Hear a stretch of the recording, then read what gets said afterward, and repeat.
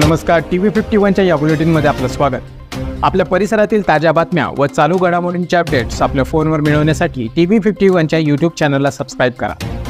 बातम्यांचे नोटिफिकेशन्स मिळवण्यासाठी बेल आयकॉनवर क्लिक करायला विसरू नका।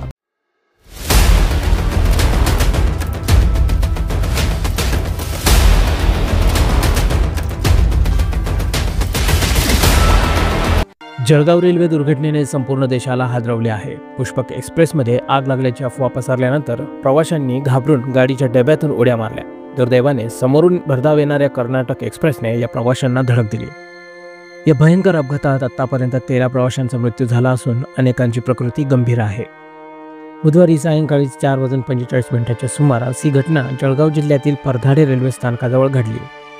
मुंबईच्या दिशेने जाणाऱ्या पुष्पक एक्सप्रेसने अचानक ब्रेक लावले। त्याचवेळी एका बोगीतून ठिणग्या उडाल्यामुळे आग लागल्याची अफवा पसरली।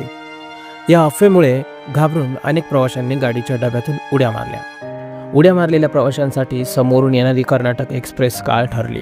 या दुर्घटनेत आत्तापर्यंत 13 जणांचा मृत्यू झाला असून ज्यात 9 पुरुष आणि 4 महिलांचा समावेश आहे। मृतांपैकी काही जण नेपाळमधील, उत्तर प्रदेशमधील तसेच मुंबईतील असल्याचे समजते। या अपघातानंतर रेल्वे सुरक्षा दल आणि पोलीस घटनास्थळी दाखल झाले। बचाव कार्य सुरू करत असताना जखमींना तातडीने रुग्णालयात दाखल करण्यात आले। मृतदेह रुळांवरून हलवून अपघातग्रस्त मार्ग मोकळा करण्यात आला। रेल्वे अधिकाऱ्यांच्या प्राथमिक माहितीनुसार पुष्पक एक्सप्रेसच्या एका डब्यात ब्रेक बाइंडिंगमुळे ठिणग्या उडाल्या होत्या, ज्यामुळे आग लागल्याचा गैरसमज झाला। यामुळे काही प्रवाशांनी आपत्कालीन साखळी ओढली आणि घडलेली दुर्घटना अटळ ठरली। रेल्वे मंत्रालयानेही या घटनेची सखोल चौकशी करण्याचे आदेश दिले असून भविष्यात अशा दुर्घटना टाळण्यासाठी उपाययोजना करण्यात येतील असे आश्वासन दिले आहे। ही दुर्घटना रेल्वे व्यवस्थापनाच्या सुरक्षा व्यवस्थेवर गंभीर प्रश्नचिन्ह उभे करते। प्रवाशांना घडलेल्या भीषण अपघाताचे मूळ कारण अफवा असल्याचे समजते। प्रवाशांमध्ये आपत्कालीन परिस्थितीत संयम राखण्याचं महत्त्व पुन्हा एकदा अधोरेखित होत आहे।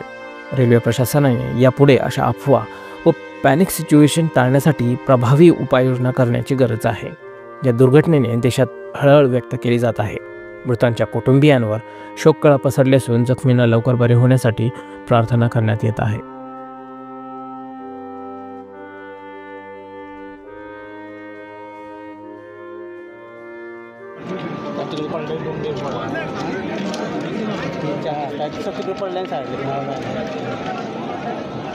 वो देखो दो